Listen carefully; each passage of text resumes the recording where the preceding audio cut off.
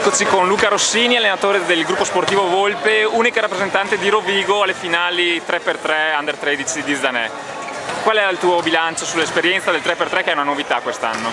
L'esperienza del 3x3 secondo me è stata molto utile perché ci ha permesso anche di unire gruppi diversi per quanto riguarda il GS Volpe, gruppi con un po' più di esperienza e altri invece emergenti, e appunto l'unione di questi due, di questi due gruppi ci ha permesso di far crescere quelli che hanno iniziato da meno tempo. È arrivato anche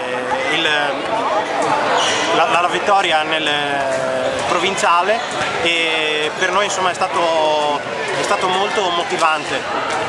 Purtroppo abbiamo peccato un po' di inesperienza, ci siamo fatti un po' prendere dal panico in qualche fase e infatti insomma non abbiamo brillato nonostante sapessimo giocare abbastanza bene.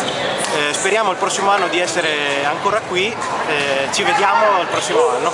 Grazie allora e allora in bocca al lupo per il resto della stagione.